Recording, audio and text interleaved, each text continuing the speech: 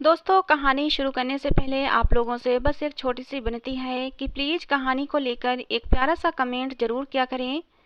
क्योंकि दोस्तों, अगर आप मुझे कमेंट करेंगे तो मुझे पता चलेगा कि आप लोगों को मेरी कहानियाँ पसंद आती हैं या नहीं। अगर मेरी कहानियाँ आपको पसंद नहीं भी आती हैं तब भी आप मुझे कमेंट करें, पसंद आती हैं तब भी कमेंट करें। अगर पसंद नहीं आती हैं तो मैं कुछ अपनी कहानियों में जो है वो बदलाव लेकर आऊँगी, जिससे कि मेरी कहानियाँ और ज़्यादा बेहतर हो सकें और आप लोगों को पसंद आ सकें। तो प्लीज़ एक प्यारा सा कमेंट ज़रूर किया करें। साथ ही साथ अगर कहानी पसंद आती है तो प्लीज़ लाइक भी किया करें। तो चलिए दोस्तों, अब कहानी को शुरू करते हैं। मैं एक ऐसे कमरे में मौजूद थी जहाँ पर लाल रंग की रोशनी के अलावा कुछ भी न था। कमरे का दरवाज़ा बंद था। ना तो कमरे में कोई खिड़की थी और ना ही कोई रोशनदान कि जहाँ से बाहर की रोशनी कमरे में आती हो। ना ही वहां पर कोई सामान मौजूद था और मैं नीचे फर्श पर लाल चादर अपने ऊपर लपेटे बैठी इधर उधर देख रही थी। ये जगह मेरे लिए बिल्कुल नई थी। मुझे समझ नहीं आ रहा था क्या मैं सच में यहाँ पर मौजूद थी या फिर ये मेरा कोई सपना था। थोड़ी ही देर गुजरी थी जब मुझे इस कमरे के बाहर से कुछ अजीबोगरीब आवाज़ें सुनाई देने लगीं। ये आवाज़ इतनी डरावनी थी कि मैं अंदर तक कांप गई थी और कमरे का दरवाज़ा तभी ज़ोर ज़ोर से हिलने लगा था, जैसे अभी कोई इसे तोड़कर अंदर आ जाएगा। और वैसा ही हुआ था। थोड़ी ही देर बाद दरवाज़ा इतनी ज़ोर से खुला जैसे अभी टूटकर नीचे गिर जाएगा। जब सामने नज़र पड़ी तो सामने का मंजर देखकर मेरे रहे सहे होश भी उड़ गए थे, क्योंकि सामने वाला तो मेरा मेरा नाम नैना है और मैं देहरादून में अपनी माँ के साथ एक ऐसी जगह पर रहती थी जहाँ पर कोई भी औरत कभी भी रहने के लिए सोच भी ना सकती हो और ना कभी ऐसी जगह को अपने लिए बेहतर समझती हो। मैं अपनी माँ के साथ एक ऐसी जगह पर रहती थी जिन्हें रंगीन और बदनाम गलियों के नाम से जाना जाता है। मेरी परवरिश एक कोठे पर हुई थी, क्योंकि मेरी माँ एक तवाइफ थी और मैंने तवाइफ के घर जन्म लिया था। इसलिए ना चाहते हुए भी मैं ऐसे माहौल में ज़िंदगी गुजार रही थी। मगर मेरी माँ ने हमेशा मुझे इन सारी चीज़ों से दूर रखने की हर मुमकिन कोशिश की थी। बाहर के लोगों की नज़र में शायद मेरी माँ एक अच्छी औरत नहीं थी, मगर मैं जानती थी कि मेरी माँ कितनी अच्छी और कितनी शरीफ औरत है। मेरी माँ हर समय भगवान को याद किया करती और उससे प्रार्थना करती कि मेरी बेटी की सुरक्षा करना, उसकी इज्जत को कभी दागदार मत होने देना। मैं अपनी इज्जत तो गवा चुकी हूँ, अपनी बेटी की इज्जत पर आँच नहीं आने देना चाहती हूँ। भगवान मेरी बेटी की इज्जत की लाज रख लेना। भले ही हम ऐसी जगह पर रहते थे जो लोगों की नज़र में बुरी जगह मानी जाती है, मगर यहाँ रहते हुए मुझे इस बात का अंदाज़ा हुआ था कि ज़रूरी नहीं होता कि जो चीज़ देखने में बुरी नज़र आती है हकीकत में भी बुरी नहीं होती। यहाँ पर रहने वाली सारी औरतें बहुत अच्छी थीं और एक दूसरे का बहुत ख्याल भी रखती थीं। और ऐसा नहीं था कि वो अपनी मर्जी से ये काम करती थीं। उनकी कुछ मजबूरियाँ थीं जो उन्हें इस जगह पर घसीट लाई थीं और वो बेबस हो गई थीं। मैं अक्सर अम्मा से पूछा करती थी कि वो यहाँ कैसे पहुँची, लेकिन उन्होंने कभी भी मेरी इस बात का जवाब नहीं दिया था। वो इस बात को हमेशा टाल देती थीं। अम्मा मुझे सारी चीज़ों से बहुत अलग रखती थीं। उस कोठे पर एक ऐसा कमरा था जो सिर्फ मेरी माँ को दिया गया था, क्योंकि मेरी माँ बहुत सालों से यहाँ पर रह रही थी और यहाँ कोठे की एक मशहूर तवायफ भी थी। मेरा सारा समय इसी कमरे में गुजरा करता था। मुझे पढ़ने लिखने का भी शौक था, इसलिए अम्मा ने मुझे किताबें लाकर दे दी थीं। मेरी अम्मा पढ़ी लिखी थीं और शुरू शुरू में वही मुझे पढ़ाया करती थीं। जब मैंने खुद ही पढ़ने के काबिल हो गई तो उसके बाद मैंने खुद से पढ़ना शुरू कर दिया था और यहाँ पर रहते हुए एक कमरे में ही मैंने अपनी पढ़ाई पूरी की थी। जैसे ही रात होती थी तो ये जगह रोशनियों से भर जाती थी। हर तरफ रौनक ही रौनक होती थी, लेकिन ये रौनक मेरे लिए बिल्कुल भी न थी। रात होते ही अम्मा मुझे कमरे में भेज देती और कमरे का दरवाज़ा बाहर से बंद कर देती और मुझसे कहती, सुरभि इस कमरे से भूल कर भी कदम बाहर मत रखना। मेरी ज़रूरत की सारी चीज़ें मेरी अम्मा कमरे में ही रख देती थीं। दिन में भी मैं कम ही बाहर निकलती थी। उन्होंने मुझे यही कहा था कि तुम्हें इसी कमरे में बंद रहना है, चाहे कुछ भी हो जाए। रात होते ही मैं कमरे में बंद हो जाती और अम्मा बाहर अपने धंधे पर निकल जाती थीं। जैसे जैसे समय गुजरता रहा और मैं बड़ी होती रही तो मेरी अम्मा अब और भी ज़्यादा सावधान रहने लगी थीं, क्योंकि मैं देखने में बहुत खूबसूरत थी। और अम्मा को इसी बात का डर था कि अगर गलती से यहाँ पर आने वाले ग्राहकों की नज़र मुझ पर पड़ गई तो वे मेरे हुस्न के पीछे पड़ जाएंगे। मेरी माँ क्योंकि यहाँ पर पहले से मौजूद थीं और वो यहाँ की हर चीज़ को अच्छे से जानती थीं और समझती थीं। अगर कभी मैं अम्मा से बाहर जाने की जिद भी करती तो वो मुझे मेरे आस पास अच्छे से एक चादर लपेट कर बाहर ले जाती थीं। वो मुझे यही कहती कि सुरभि, मैंने कभी नहीं सोचा था कि मेरी औलाद को ऐसी ज़िंदगी गुजारना पड़ेगी, एक कमरे में कैद होकर रहना पड़ेगा या फिर लोगों की नज़रों से छुप कर ज़िंदगी गुजारना होगी। अम्मा अक्सर मुझसे कहती कि मुझे इस बात के लिए माफ़ कर देना। मैं जानती थी इसमें उनका कोई दोष नहीं है, जो कुछ भी था हालात ही ऐसे थे, अब मैं इसमें कुछ नहीं कर सकती थी। मैं अपनी पुरानी ज़िंदगी के बारे में अम्मा से पूछती कि मेरा बाप कौन था और वो कहाँ रहता था, और मेरी माँ के आगे पीछे क्या कोई नहीं था, तो वो मेरी बातें सुनकर चुप हो जाती थीं, जबकि उनके चेहरे से मैं इस बात का अंदाज़ा अच्छी तरह लगा लेती थी कि वो मेरे सवाल से काफ़ी परेशान और दुखी हो जाती हैं। मेरे सवाल का वो कोई जवाब न देती थीं। उनकी परेशानी और इस तरह से उदासी को देखते हुए मैंने ये सवाल करना छोड़ ही दिया था। यकीनन मेरे पापा मुझे और मेरी माँ को छोड़कर चले गए होंगे, इसलिए तो हम लोग ऐसी ज़िंदगी गुजार रहे थे। यकीनन वो इस काबिल ही नहीं थे कि मेरी माँ उनका जिक्र करती, तो मैंने भी अब उनके बारे में पूछना छोड़ दिया था और इसी ज़िंदगी को अपनी ज़िंदगी बना लिया था। मेरी बहुत इच्छा थी कि मैं बाहर की दुनिया देखूं और दूसरी लड़कियों की तरह अपनी ज़िंदगी गुजारूं, घर से बाहर जाऊं, दोस्त बनाऊं और उनके साथ वक्त गुजारूं। बचपन से मेरी ज़िंदगी ऐसे ही गुजरी थी, एक बंद कमरे के अंदर। यहाँ पर ये दीवारें ही मेरी सहेलियाँ थीं, क्योंकि यहाँ पर मेरी उम्र की कोई लड़की नहीं थी, और जो लड़कियाँ थीं वो भी सब नाच गाना करती थीं और यहाँ पर रहते हुए अपना अपना धंधा चला रही थीं। यहाँ की रहने वाली मेरी हम उम्र लड़कियां भी जानती थीं कि मेरी माँ मुझे इस धंधे में नहीं उतारना चाहती, इसीलिए वो आते जाते कभी कभार मुझसे मेरा हाल हवाल पूछ लेती थीं, लेकिन मेरे पास ज़्यादा नहीं रुकती थीं कि कहीं मैं भी उनके रंग में न रंग जाऊं। वहाँ की सारी औरतें और लड़कियां भी मुझे इन सारी बातों से दूर रखने की हर मुमकिन कोशिश करती थीं, और जैसे जैसे मैं बड़ी हो रही थी तो ये बात भी मैं समझ गई थी कि मेरी माँ क्यों मुझे हर रात को इस कमरे में बंद करके चली जाती थीं। जब मैं छोटी थी तो मेरी माँ खुद को तैयार करके सज धज कर मुझे इस कमरे में सुलाकर चली जाती थीं, जबकि हकीकत में तो मैं जाग रही होती थी और यही सोचती थी कि अम्मा कहाँ चली जाती हैं। एक दो बार मैंने पूछा भी तो मेरी माँ कह देती कि वो किसी की शादी में जा रही हैं, जल्दी ही वापस आ जाएंगी। मगर बड़े होने पर मुझे सब समझ आ गया था कि मेरी माँ इस समय मुझसे झूठ क्यों बोलती थीं। मैं ये बात भी जानती थी कि मेरी माँ ये काम शौक से नहीं करती थीं। उनके खूबसूरत और मेकअप से भरे चेहरे के पीछे जो दर्द, जो तकलीफ और जो मजबूरियां होती थीं, मैं उन्हें अब महसूस करने लगी थी। इसलिए कोई भी बेकार सवाल करके उन्हें और दुखी नहीं करना चाहती थी। मेरी माँ ने हमेशा से मुझे 7 पर्दों में छुपा कर रखा था। एक दिन उस कोठे की मालकिन मेरे कमरे में आई और उन्होंने मुझे एक जोड़ा दिया, जो देखने में बहुत ही खूबसूरत था और उसके साथ ही कुछ जेवरात भी थे। जब उन्होंने कहा कि ये सब कुछ मैं तुम्हारे लिए लेकर आई हूँ, ये सब कुछ तुम्हारे लिए मेरी तरफ से गिफ्ट है, तो उन सारी चीज़ों को देखकर मैं बहुत खुश हुई थी और हैरान भी, क्योंकि कोठे की मालकिन पहले तो कभी भी यहाँ नहीं आई थी और ना ही उन्होंने मुझे कभी कोई गिफ्ट दिया था। मुझे उस औरत से कुछ डर सा लगता था, क्योंकि वो बहुत ही गुस्से वाली थी, मगर इस समय वो मुझसे बहुत ही नरमी और मोहब्बत से बात कर रही थी, इसीलिए मैंने उसके लाए हुए गिफ्ट स्वीकार कर लिए।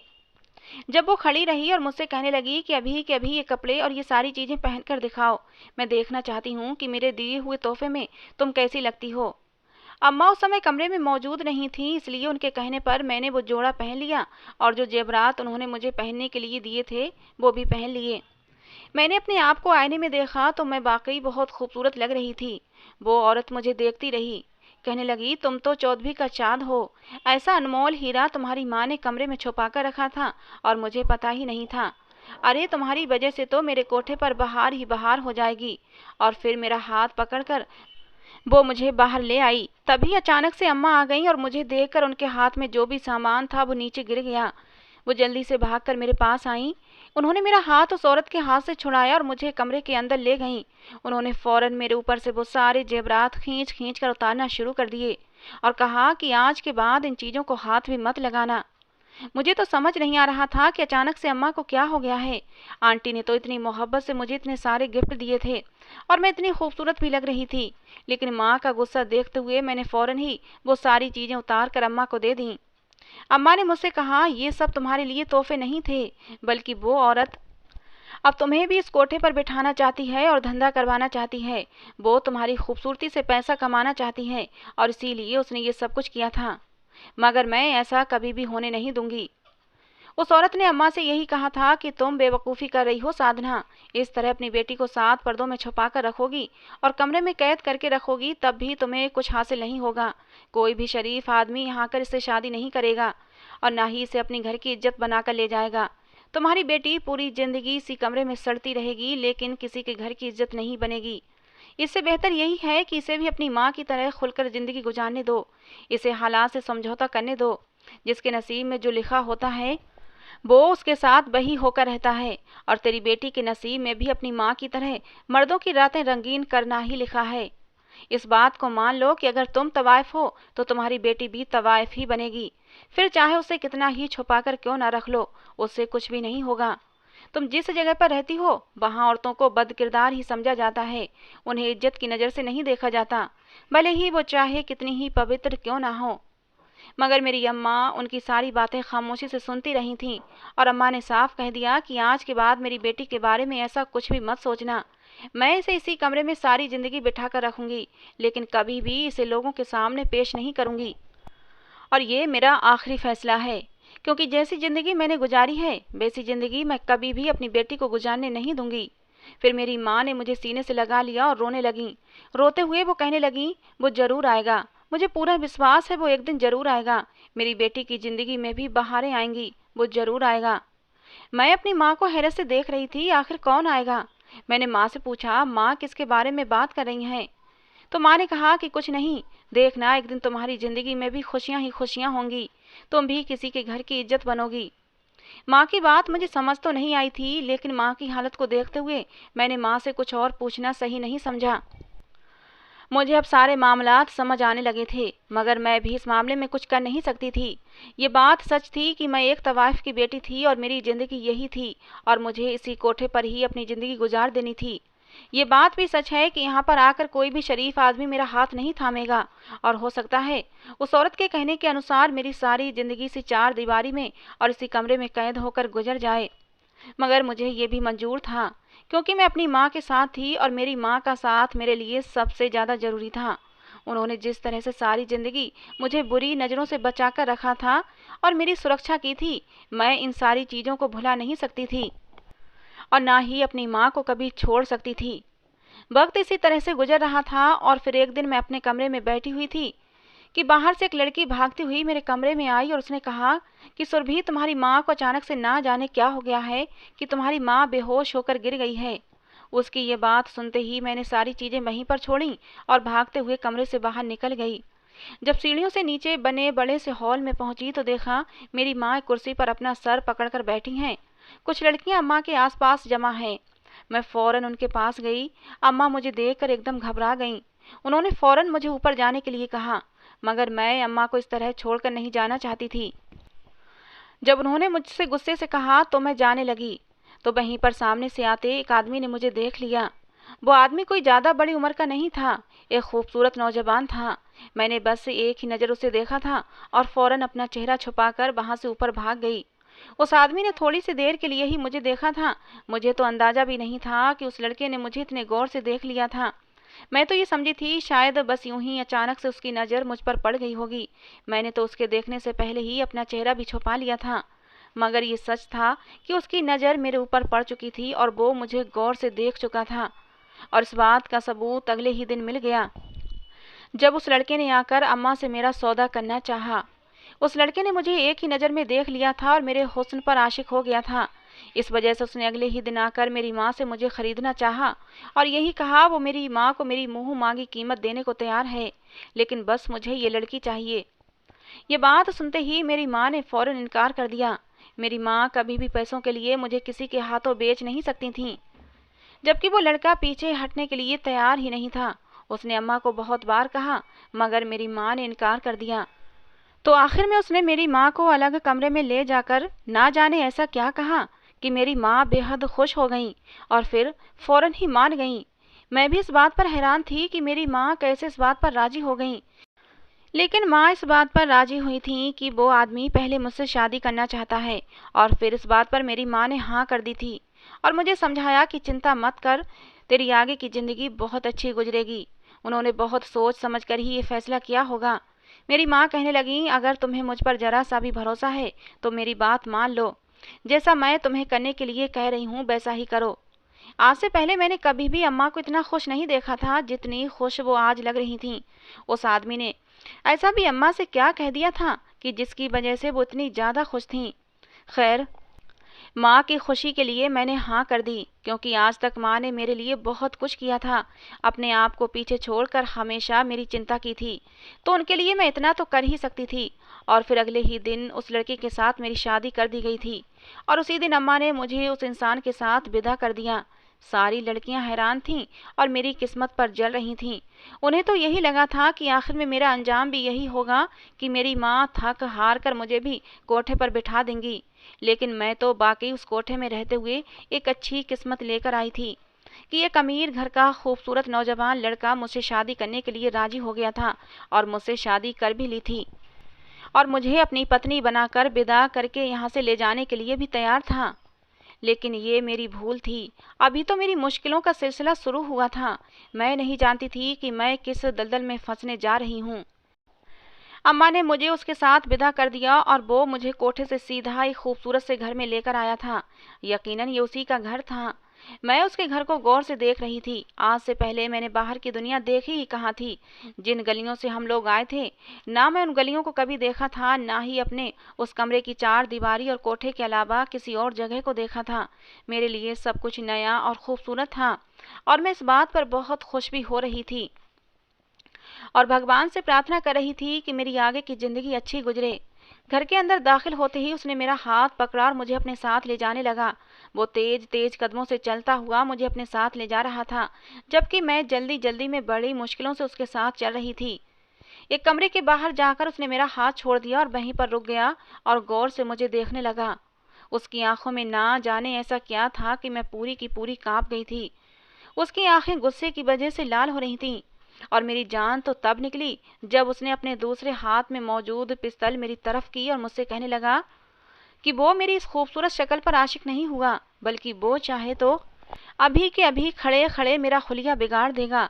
ये कहकर वो जोर जोर से हंसने लगा। उसके बाद उसने कहा कि आज का दिन अपनी जिंदगी का आखिरी दिन समझो, क्योंकि आज के बाद तुम जिंदा नहीं रहोगी। इतना कहकर उसने अपनी पिस्तौल मेरी तरफ की थी, इस तरह कि जैसे अभी वो मुझे गोली मार देगा।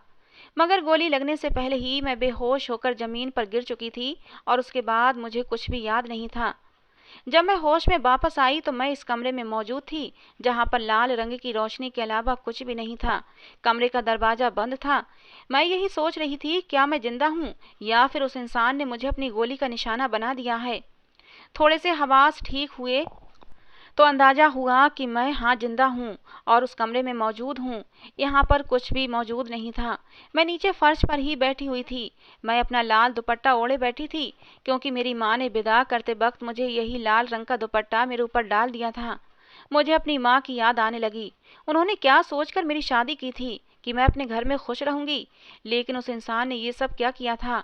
आखिर उसने ऐसा क्यों किया? मुझे कुछ भी समझ नहीं आ रहा था।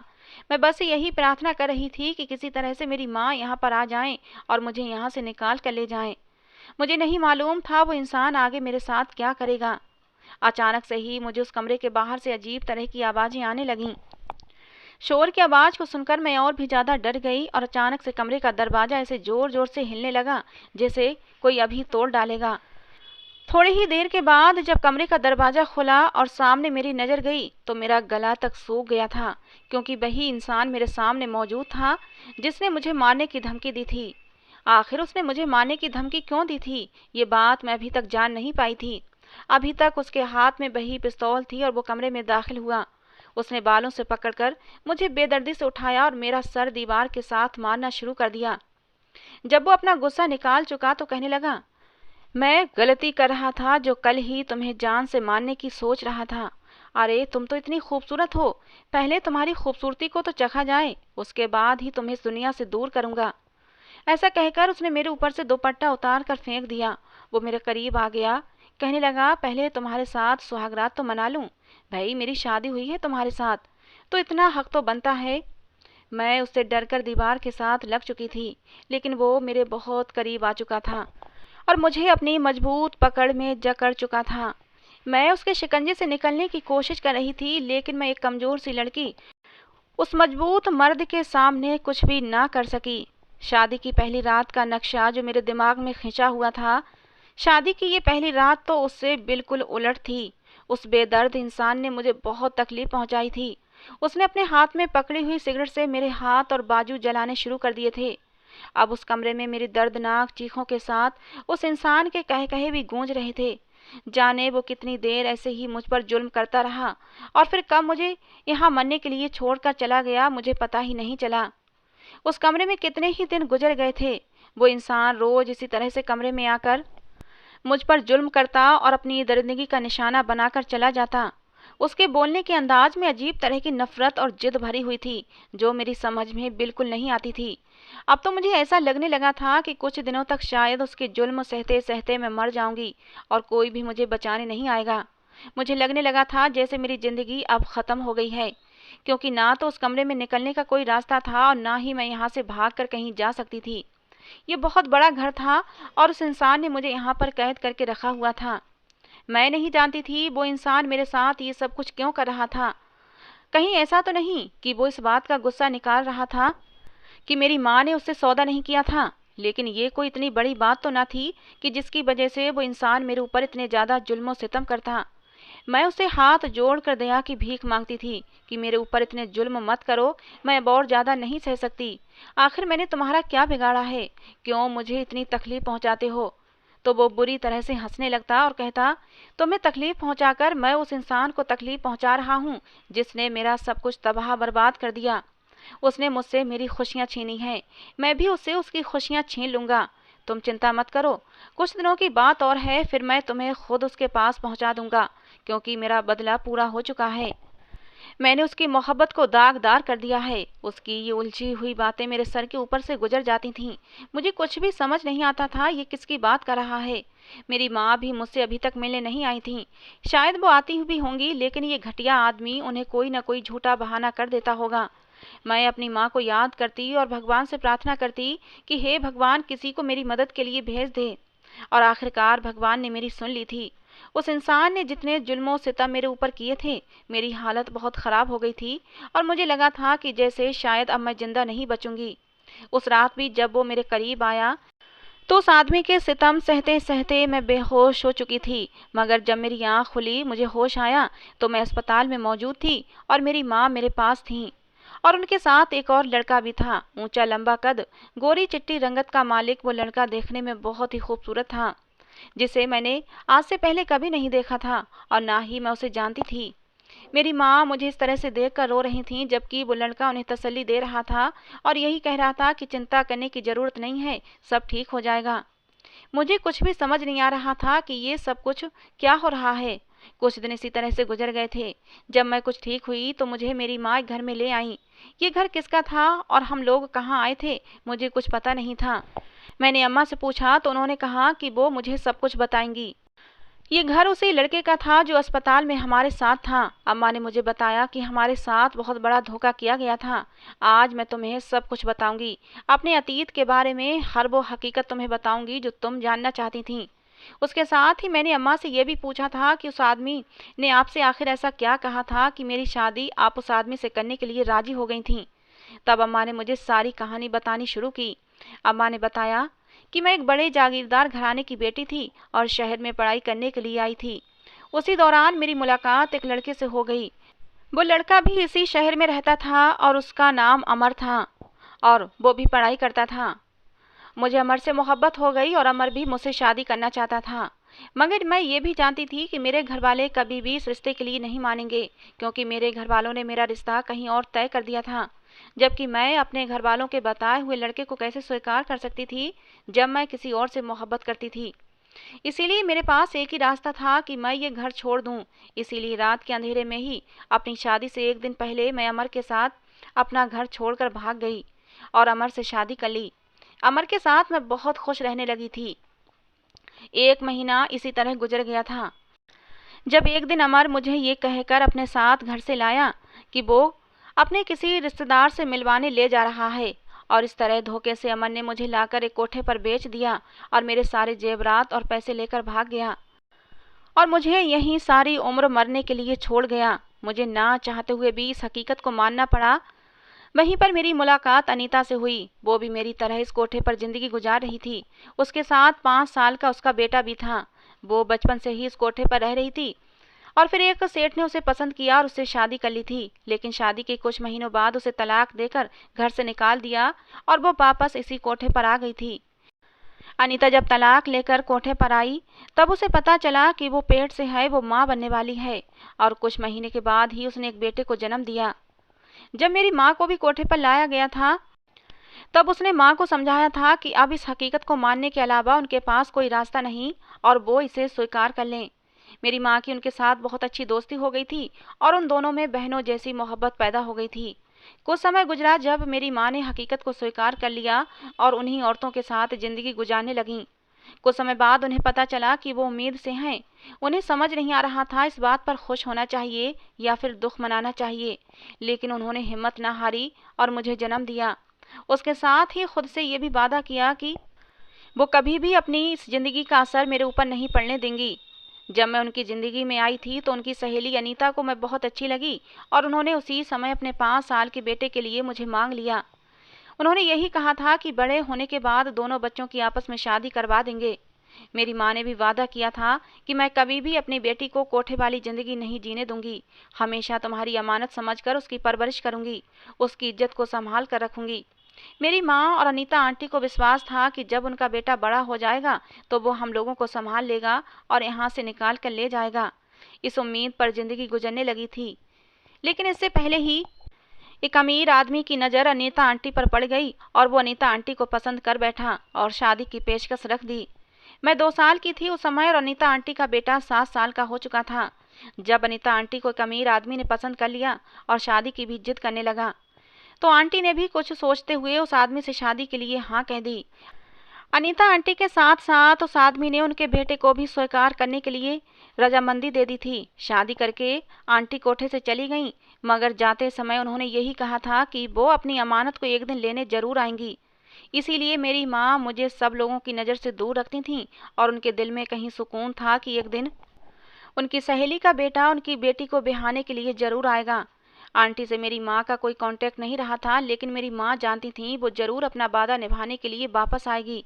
और फिर एक दिन एक लड़का उस कोठे पर आया जो देखने में किसी बड़े घर का लगता था और उस लड़के को मैं पहली ही नज़र में पसंद आ गई थी।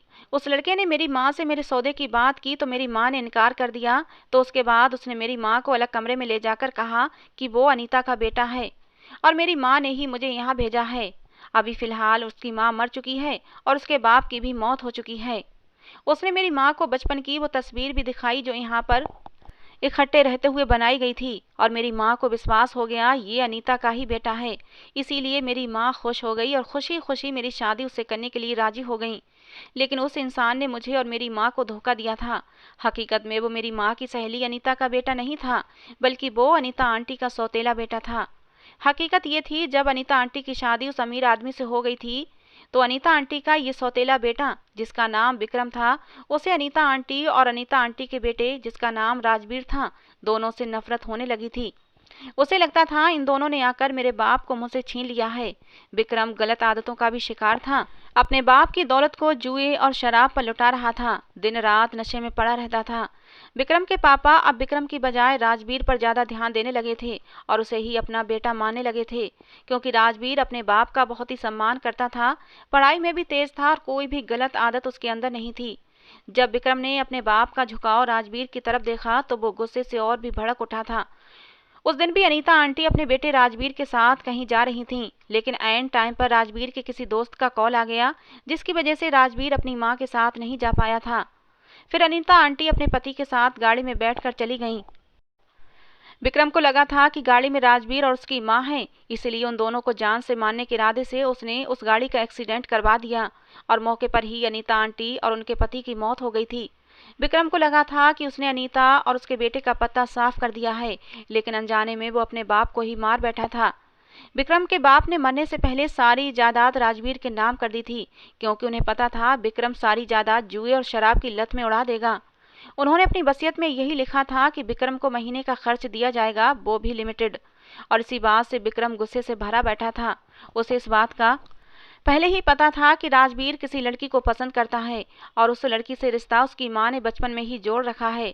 उसकी तस्वीर भी वो अपनी सौतेली माँ के कमरे में देख चुका था और वो कमरे से उस तस्वीर को चुरा चुका था और फिर बस कोठे पर पहुंच गया था और झूठी कहानी बनाकर उसने मेरे साथ शादी कर ली। इस तरह वो मुझे बर्बाद करके राजवीर को तकलीफ पहुंचाना चाहता था। हकीकत में अम्मा की सहेली अनीता का बेटा राजवीर ये लड़का था जिसके घर में हम लोग आज रह रहे थे। राजवीर ने मेरी माँ को बताया कि मेरी माँ ने बचपन में ही मुझे सारी सच्चाई बता दी थी और मुझे तुम्हारे बारे में सारी सच्चाई बता दी थी कि तुम्हें मेरी सहेली की बेटी से ही शादी करनी है। वो तुम्हारी अमानत है और उसे तुम्हें अपनी पत्नी बनाकर लाना ही पड़ेगा, क्योंकि मेरी माँ अपनी दोस्त से किया हुआ वादा हर हाल में निभाना चाहती थी। मेरी माँ ने बचपन से ही ये बात मुझे बता रखी थी और मैं भी अपने मन में यही ठान चुका था कि माँ की बताई हुई लड़की से ही शादी करूँगा। मरने से पहले मैंने अपनी माँ से वादा किया था कि मैं आपके वादे के अनुसार आपकी सहेली से किया हुआ वादा जरूर निभाऊंगा। अभी मैं अपने बाप के बिजनेस को सेट करने में लगा हुआ था। जैसे ही बिजनेस सेट होता मैं सुरभि का हाथ मांगने जरूर आता, लेकिन इससे पहले ही विक्रम ने ये सब कर दिया। जब विक्रम 3-4 दिन तक घर नहीं आया तो मुझे कुछ चिंता होने लगी थी और मैंने कुछ आदमियों से भेजकर उसकी खोजबीन कराई। तब मुझे पता चला कि विक्रम ने एक लड़की को हमारे दूसरे घर में कैद करके रखा हुआ है। मैं तुरंत ही वहां पहुंच गया और तुम्हें वहां से निकाल कर अस्पताल ले आया, क्योंकि तुम्हारी हालत बहुत खराब थी। विक्रम को मैंने पुलिस के हवाले कर दिया। पुलिस की खातिरदारी ने विक्रम से सारा सच उगलवा लिया है। इस तरह मैं तुम्हारी माँ को भी हॉस्पिटल लेकर आया। सारी गुत्थियां सुलझ गई थीं। मैंने अपनी माँ से कहा कि माँ, अब हम क्या करेंगे? क्या फिर से हम उस कोठे पर जाएंगे? राजवीर कहने लगा, अब आपको कहीं जाने की जरूरत नहीं है, आप आज से यहीं रहेंगी। और जैसा कि मेरी माँ ने मुझसे वादा लिया था कि मैं तुम्हें अपनी पत्नी बनाऊंगा, तो मैं उस वादे को निभाने के लिए आज भी तैयार हूँ। राजवीर की बात सुनकर मेरी आंखों में आंसू आ गए। मैंने कहा, मैं तुम्हारे काबिल नहीं हूँ राजवीर। विक्रम ने मुझे कहीं का नहीं छोड़ा। मेरी नज़र अपने शरीर पर लगे जख्मों की तरफ उठी थी। मेरी आंखों में आए आंसू राजवीर ने साफ किए और कहा, विक्रम को उसके किए की सजा मिल गई है और जल्दी ही तुम्हें उससे तलाक भी मिल जाएगी। जो कुछ भी हुआ उसे भूल जाओ और जिंदगी की नई शुरुआत करो। मैंने अपनी माँ की तरफ देखा तो मेरी माँ ने भी मुझे तसल्ली दी। मैंने भी हालात के आगे खुद को झुका दिया और राजवीर से शादी के लिए हाँ कर दी। कुछ ही दिनों में मेरी और राजवीर की शादी हो गई थी। जिंदगी अब बहुत सुकून से गुजर रही थी। मेरी माँ अब मेरे साथ ही रह रही थीं। अब हमारा एक खुशहाल परिवार था। तो दोस्तों, ये थी आज की हमारी कहानी। आपको कैसी लगी जरूर बताना। पसंद आई हो तो प्लीज़ लाइक करना। रोज़ एक नई कहानी सुनने के लिए हमारे चैनल को भी सब्सक्राइब करना दोस्तों। तो कहानी को अंत तक सुनने के लिए आप लोगों का बहुत बहुत धन्यवाद दोस्तों। मिलते हैं अगली किसी नई कहानी के साथ।